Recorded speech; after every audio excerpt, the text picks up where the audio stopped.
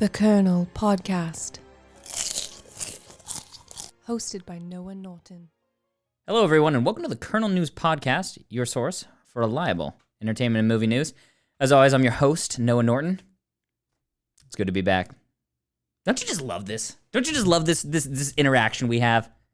I love it. I love delivering the news, and I pray that if we get a co-host, vomit.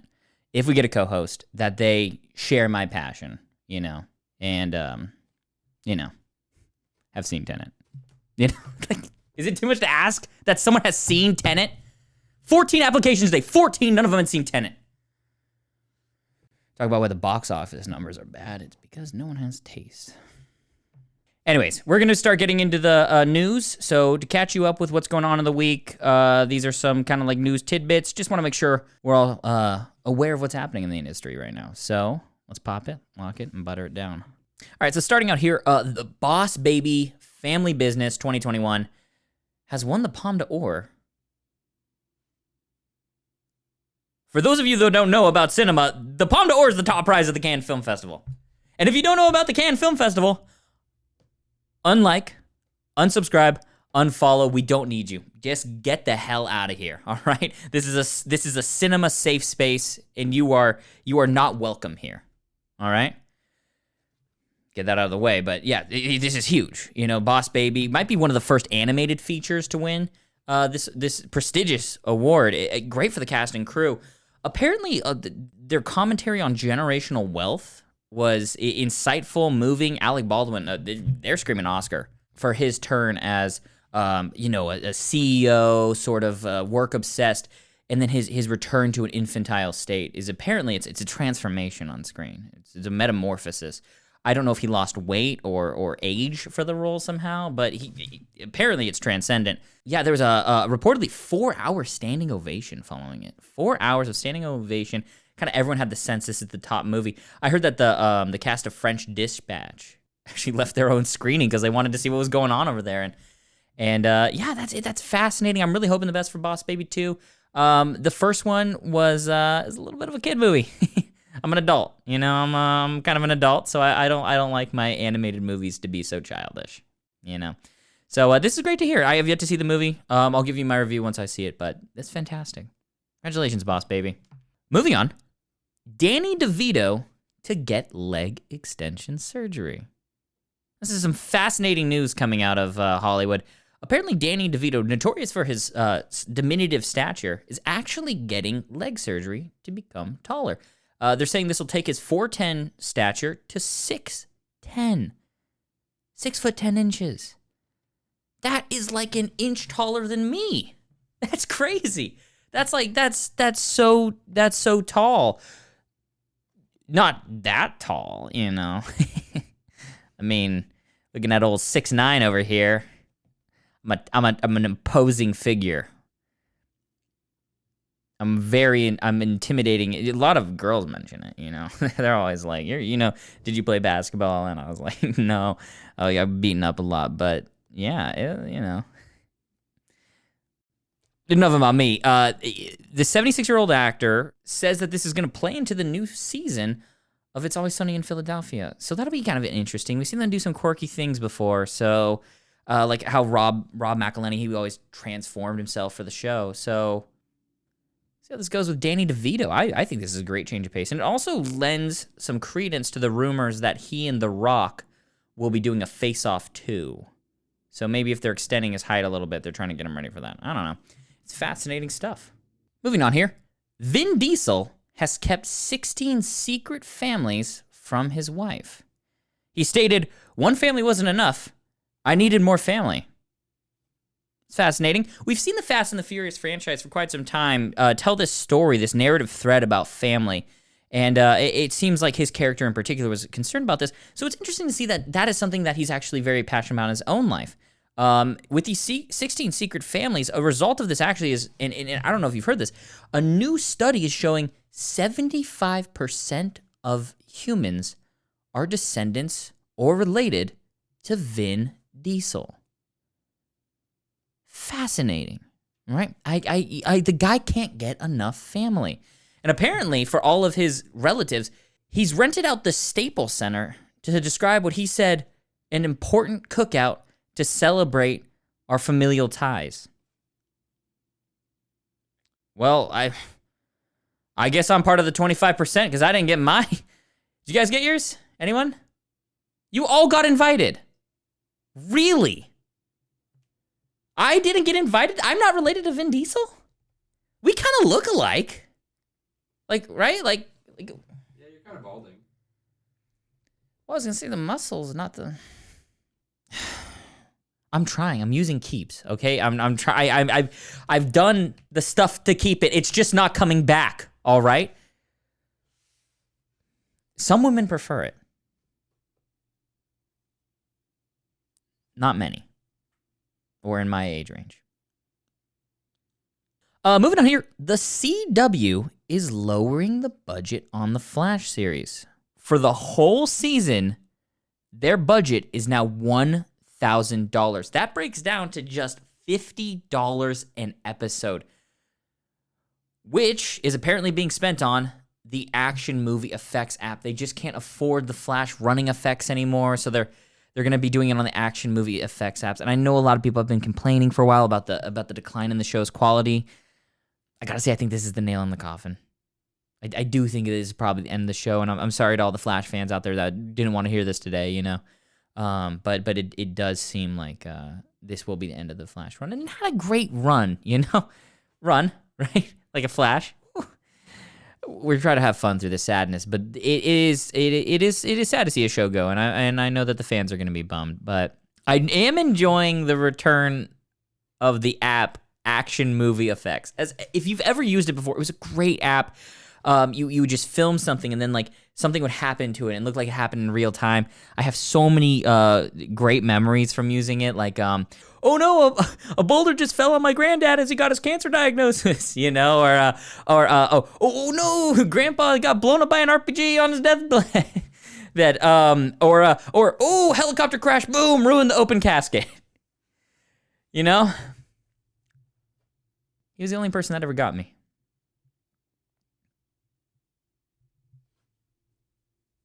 He actually he took me to see Inception 2010. My parents wouldn't go, but he always had time, you know? Not enough time.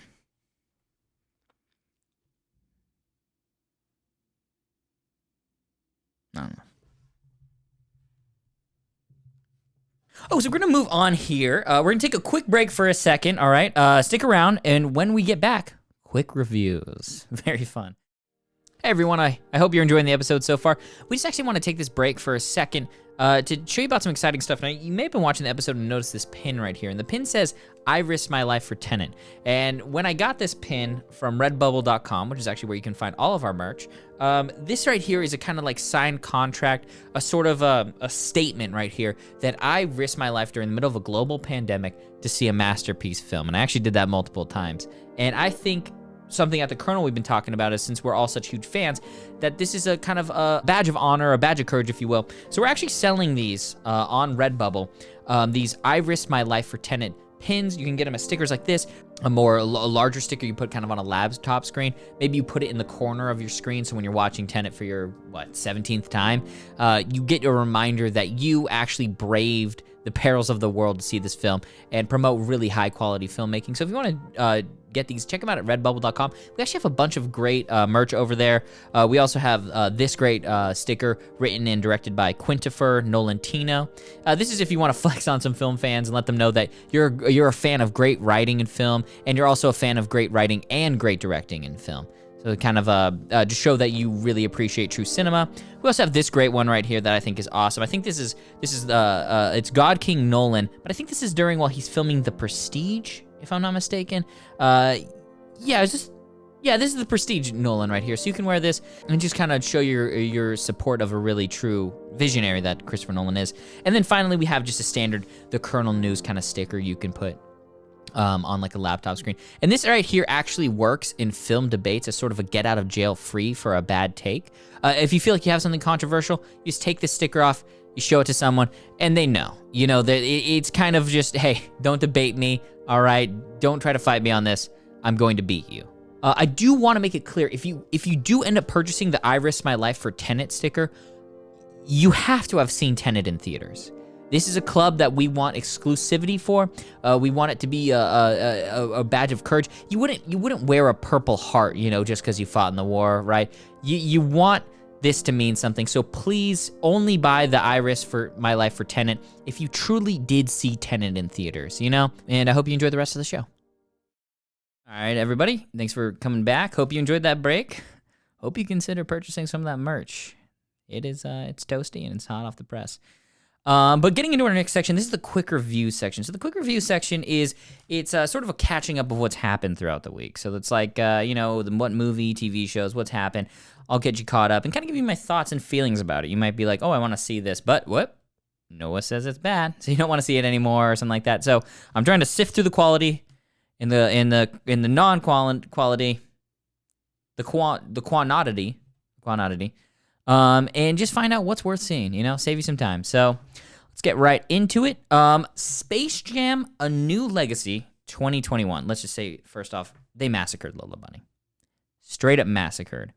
But worse than that, perhaps, is it's a $150 million commercial for Warner Brothers without any Tenet references. That is just unforgivable. You can sell me on your bull crap as long as you want, but when you have the IP of one of the greatest auteurs, he needs to be front and center. He needs to be front and center. And this just tells me that whatever finagling Nolan has to do, he needs to get out of Warner Brothers now. I just want to talk about 5 ways that they could have incorporated the Nolanverse into this film, all right? And this is 5 improvements, really. Number 1 is an Inception Leo. Why was he not there? Why was this whole thing not a dream? Why was there no spinning top reference? Kind of weird. Number 2, protagonist, inverted and not, okay? Why are we focusing on LeBron James and not the budding romance friendship of Robert Pattinson and John David Washington? Let's get on that. Number 3, Joseph Gordon-Levitt's Batman. As we know, it was teased at the end of Dark Knight Rises that Joseph Gordon-Levitt's character will be taking over the mantle of Batman. Let's get him in there. Number 4, Dunkirk. Why was the Battle of Dunkirk not front and center in this movie? I think about basketball and the great contest that sport is. Where was the gritty war? You know, where was the violence? I didn't see anyone get bayoneted. I didn't see anyone get stabbed. I didn't see any soldiers drowned as they were being shot at and trying to swim across the channel. So that's a huge misstep. And number 5, Memento Guy Pearce. I don't really have more than just saying he needs to be in the movie somehow. You know, tattooing LeBron, MJ was better or something on his skin. It's just like, give me something. But keep Insomnia out of it. It's not touch that one, okay? I do want to come clear here, though. As much as I'm kind of harping on this movie and its obvious missteps, you might be confused if you go to my Letterboxd because I did give it a 5 out of 5, and that is a direct result of the fact that they had Big Chungus in it. I like me some Chungus, so what can I say? Sucker for the chunk. Moving on here, Loki Season 1, Episodes 5 through 6. They stuck the landing. Oh my God, WandaVision, take notes. It was phenomenal. The production design. Gorgeous production design. And you know me, Sylvie had me drooling. I mean, what a knockout. She's so gorgeous, so beautiful. I'm sure she said a lot of important things, but I was just lost in those eyes and other things. So it was great. But I will be honest, I had no clue what was happening. I have this kind of, I don't want to call it a condition, you know, 'cause it's not really that, but I'm only able to focus on one universe at a time. This kind of idea of multiple universes, I just don't really know how to get my head around it. So it's not how my brain is constructed. And I mean, I've gone to the doctor. I watched Loki, and I was like, I didn't get any of this. And I thought medically there's something, but the doctor said that there's nothing wrong with me. And that they said that there was a lot there, but it was not stuff that they could fix. I guess I'll have to go the rest of my life without understanding Loki. Maybe even the whole future of the MCU. But what do we say around here? If you don't understand it, it means it's just really smart. That means it's just really, really smart. Who taught us that? Who taught us that? God King, Christopher Nolan. It really was confusing. Moving on. Escape Room Tournament of Champions 2021. Okay. I didn't want to talk about this one. I've actually been to an escape room once, and I went with some friends, and we were having a grand old time until they left me. They escaped. I didn't, and it was a funny joke until 72 hours went by. Have you ever been on the precipice of your mortality? You see things you can never unsee. A human can only go 3 days without water. 3 days. I didn't see this movie. I don't need to go through the horrors again. The same group of friends asked me to go see this movie with them. That is one sick joke. 1 out of 5. Okay, so we're going to get into our Did You Know section here. So our Did You Know section is a deep dive into film knowledge that won't be found on IMDb. All right, so did you know Man of Steel 2013 was made to earn money? Not just for the sake of art. I did not know this. I was like, okay, this is a tentpole superhero film. They're doing it for the love of the genre. But no, apparently Warner Brothers did it to make money. Which has me thinking, have other movies been making money? Looks like I just did you know to myself. All right, thank you so much, everybody, for watching. As always, I'm Noah Norton. Go follow our Instagram account. Check us out on TikTok. And be sure to like and subscribe to the video down below if you were watching on YouTube.